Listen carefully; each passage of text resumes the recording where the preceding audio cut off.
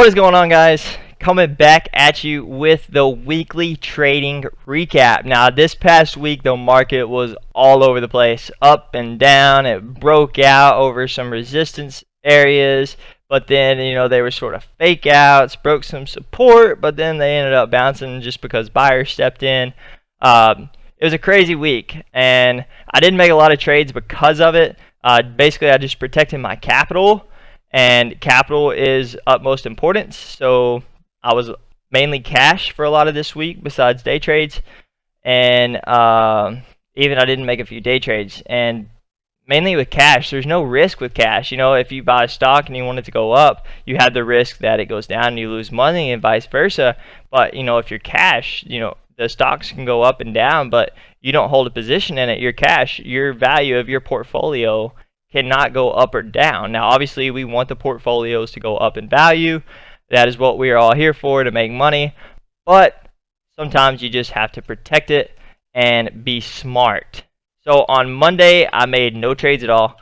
I watched the market. Actually, it was very strong on Monday, if I remember correctly. But I had a test for pharmacy school, so I was studying for that all morning. So on Tuesday, I made the trade. First one I made was IPOB. Basically, this was an acquisition company. SPACs are hot right now, and they announced a merger with Outdoor. Now I know in 2019, I read an article that in 2019, Outdoor had revenue of 4.7 billion, basically from like real estate and stuff.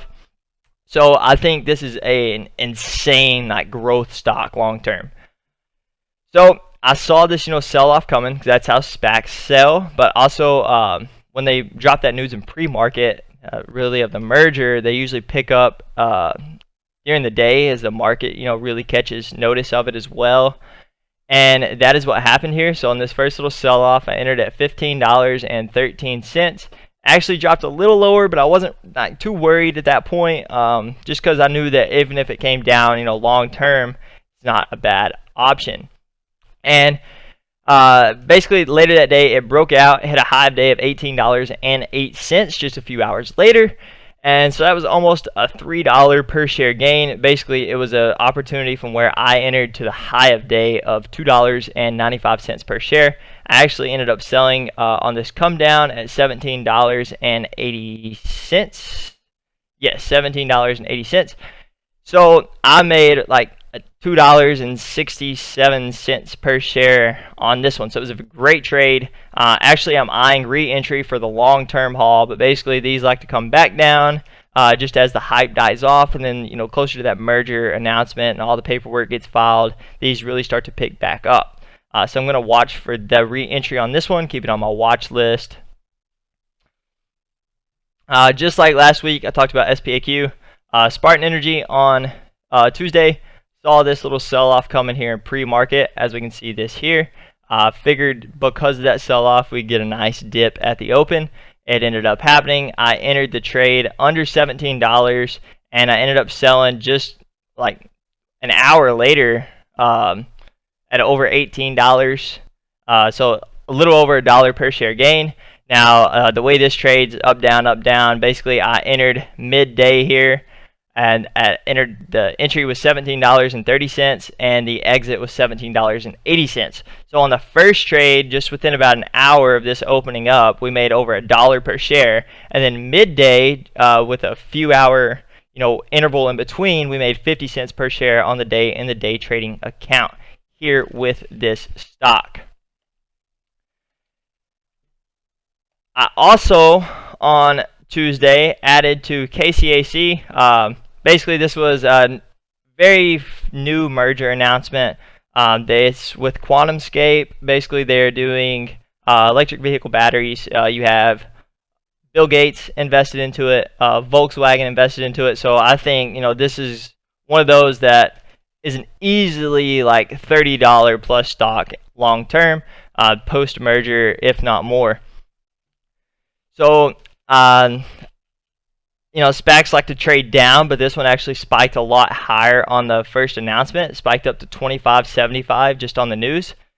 So what I did is on the 15th. I ended up adding at $18.20 basically on this little sell-off, and basically this was a technical sell-off that the RSI was way oversold, and the very next day I sold it at over $19, and I made over $1 per share gain on this, and I'm actually on the re-entry on this one as well for the long-term haul of this stock, just because I think there's great growth into it. It needs to settle down. Now, on Wednesday, I only made one trade. That was Snapchat call options. So the SPY sort of broke out over like a nice little resistance point and looked like it could go higher, but it ended up being a little like a fake out. The VIX also popped under some support, which is an inverse of the SPY. So, that really showed the SPY was going to go higher based on, technicals. But what happened is we saw a little fake out. A lot of these big cap stocks follow the futures. And as we can see, basically we hit a high point and then we had a nice big old candle sell off here on Snap. Basically that was just because the SPY was also falling off. Now I can't exactly remember where I entered this trade. I know it was somewhere around here, and it was $25 strike. Call options for September the 25th. I entered at 72 cents per share. Basically, I saw the SPY doing a nosedive, and before I got involved in that nosedive, I flipped open my Snap, sold the options as quick as I could at 80 cents per share, and so that was an 8-cent per share gain on this, or around 11% return on investment just within a few hours on this trade. So that was very good, and basically this was the day that the SPY was up, down, as you can see just on this chart. Basically it followed the SPY down, it bounced down before it ended up going out of control. I didn't make any trades on Thursday. It was straight cash just because I was watching the market, didn't really like the price action on a lot of trades. There was a few sell-offs, especially in those acquisition companies that I really like to buy the sell-off dip. But like I said, I was just protecting capital. Some stuff ended up going lower, so I'm really just glad that I was cashing that, no risk involved, just watching the market, and just trying to learn more about it. In general, just about different tickers and how they trade. On Friday, actually late day Friday, I made one trade. And basically it was Rocket Mortgage call options. I entered literally right before the close here, and this is only reason I entered this is just a technical thing. Basically, they had a new IPO. I think this is a great growth stock going forward. They absolutely obliterated their earnings, crushed it, looked good, but we had a big sell-off. This was actually leading up to the earnings. Had a big sell-off post-earnings, but also the market was selling off as well, so it basically just sort of followed it down. So within just a few trading days, we saw over a 10-point drop in this.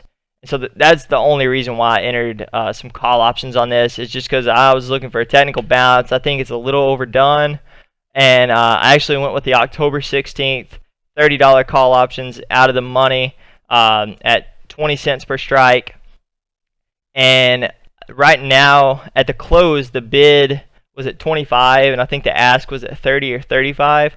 So even if I was to sell on the bid right now, that's 5 cent, per call option there, or a 20% gain on my investment.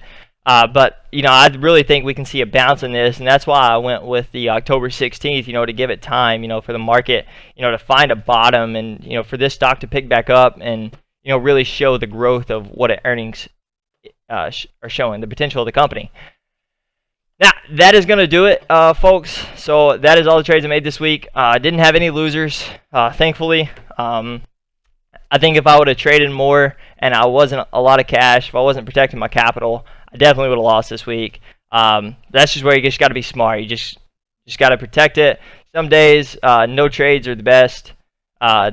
Stress-free, just watch the market, just see it, take some time to yourself. That's basically what I did, and it paid off this week. We Had 100% on the win ratio and no losses, so that was great. And that's going to do it, folks. Peace out, guys.